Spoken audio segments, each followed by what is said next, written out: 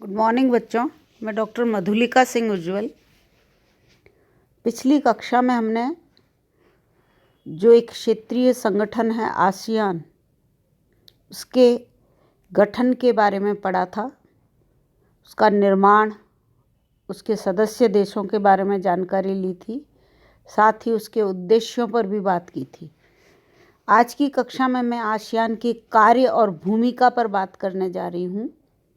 उसको पढ़ेंगे हम कि इस क्षेत्रीय संगठन की, जो दक्षिण पूर्वी एशिया के देशों का यह क्षेत्रीय संगठन है आसियान, उसकी क्या कार्य है और इस क्षेत्र में, दक्षिण पूर्वी एशियाई क्षेत्र में इसकी क्या भूमिका रही है या वह क्या भूमिका निभा रहा है। तो यदि कार्य क्षेत्र की बात करूं बच्चों, तो आसियान का कार्य क्षेत्र काफ़ी व्यापक है। राजनीतिक, आर्थिक, सामाजिक, सांस्कृतिक, वैज्ञानिक, तकनीकी, प्रशासनिक आदि सभी क्षेत्रों में यह कार्यरत है। इस संगठन के कार्य प्रत्येक क्षेत्र में लगभग हर स्तर पर चल रहे हैं। इसके सदस्य देशों द्वारा जो अपने यहाँ इन सभी क्षेत्रों से संबंधित जो वैयक्तिक समस्याएं हैं, बाधाएं हैं, उनका समाधान इस संगठन के तहत करने की कोशिशें की जाती रही है। साथ ही बच्चों, यदि मैं सांस्कृतिक और सामाजिक गतिविधियों की बात करूं, इस क्षेत्र में आसियान के कार्य की बात करूं, तो सांस्कृतिक और सामाजिक गतिविधियों से संबंधित आसियान में एक स्थायी समिति बनी हुई है, जिसने अनेक परियोजनाएं बनाई हैं, जिनका उद्देश्य, उन परियोजनाओं का उद्देश्य है जनसंख्या नियंत्रण और परिवार नियोजन के कार्यक्रमों को प्रोत्साहन देना, दवाइयों के निर्माण पर नियंत्रण करना, शैक्षणिक, खेल, सामाजिक कल्याण और राष्ट्रीय व्यवस्था में संयुक्त प्रणाली को महत्व देना। इसके साथ ही 1969 में बच्चों संचार व्यवस्था और सांस्कृतिक गतिविधियों को बढ़ाने के लिए भी आसियान ने कार्य करते हुए या कार्य करने के लिए एक समझौता किया गया है, जिसके तहत आसियान के जो सदस्य देश हैं वो रेडियो और दूरदर्शन के माध्यम से एक दूसरे के कार्यक्रमों का परस्पर आदान प्रदान करते हैं। अब पर्यटन के क्षेत्र की बात करूं, इस क्षेत्र में काम की बात करूं बच्चों, तो यहाँ पर भी आसियान ने अपना एक सामूहिक संगठन आसियानटा स्थापित किया हुआ है, जो बिना वीज़ा के जो इसके सदस्य राष्ट्र हैं उनको पर्यटन की सुविधा प्रदान करता है। इसी तरह से बच्चों 1971 में हवाई सेवाओं के लिए के व्यापारिक अधिकारों की रक्षा और 1972 में जो पानी में जहाज फंस जाते हैं उनको सहायता पहुंचाने से संबंधित समझौतों पर भी आसियान में हस्ताक्षर किए गए हैं। साथ ही आसियान के देशों ने खाद्य सामग्री के उत्पादन में प्राथमिकता देने के लिए किसानों को जो आधुनिक तकनीकी शिक्षा है वो देने के लिए भी काफ़ी प्रयास किए हैं, काफ़ी कार्य किए हैं। विशेषकर गन्ना, चावल और पशुपालन आदि के क्षेत्र में उनको तकनीकी शिक्षा देकर इन क्षेत्रों में उत्पादन को अधिकाधिक बढ़ावा देने के लिए। इसके अलावा बच्चों आसियान ने प्राथमिकता के आधार पर जो सीमित वस्तुओं के लिए स्वतंत्र व्यापार क्षेत्र है, यानी साझा बाजार स्थापित करने का भी प्रयत्न किया है।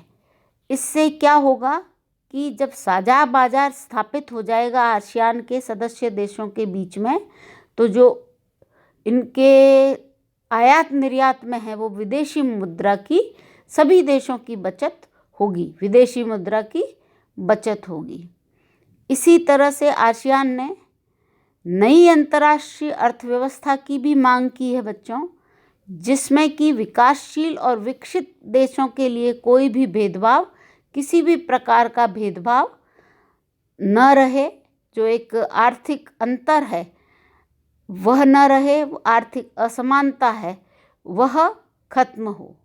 साथ ही आसियान देशों के नेताओं ने अपना एक अलग मुक्त व्यापार क्षेत्र बनाने का भी प्रस्ताव रखा है।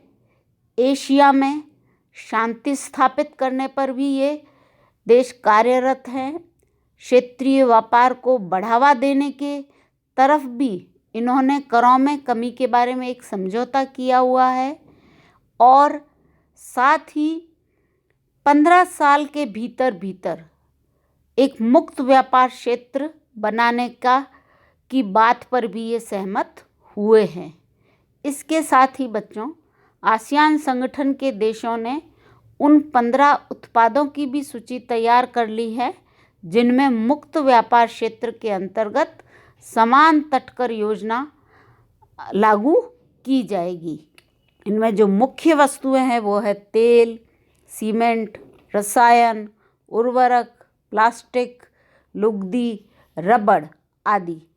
इन सभी वस्तुओं में तटकर में कमी लाने की तरफ आसियान के सदस्य देश निरंतर प्रयासरत है। इसके अलावा बच्चों, जिस क्षेत्र में आसियान के सदस्य देश कार्यरत हैं या कार्य करने रहे हैं वो हैं पूंजी बाजार में सहयोग को बढ़ावा देने के लिए सदस्य देश पूंजी और विशेष संसाधनों की स्वतंत्र आवाजाही को प्रोत्साहित करने की तरफ भी निरंतर प्रयत्नशील है। साथ ही आसियान ने कृषि उत्पादन के व्यापार को बढ़ावा देने के लिए भी संयुक्त प्रयास करने का फैसला किया है। इसके अलावा बच्चों, समय समय पर जो आसियान के शिखर सम्मेलन होते हैं उनके अंतर्गत भी सदस्य देशों द्वारा समय समय पर भिन्न भिन्न क्षेत्रों में जो कार्य किए जाएंगे उन पर निर्णय लिए जाते रहे हैं। इसमें जो एक अहम है हनोई कार्य योजना, यह आपका 2 नंबर का सवाल हो सकता है, तो थोड़ा ध्यान से सुने। हनोई कार्य योजना, हनोई कार्य योजना में क्या हुआ बच्चों कि आसियान का जो छठा शिखर सम्मेलन हुआ था 15-16 दिसंबर 1998 को हनोई में, वियतनाम का एक शहर है हनोई, वहाँ पर सदस्य देशों ने दक्षिण पूर्व एशिया में स्वतंत्र व्यापार क्षेत्र को पूर्व निर्धारित समय से पहले ही प्रभावी करने पर सहमति जताई थी इस हनोई कार्य योजना में।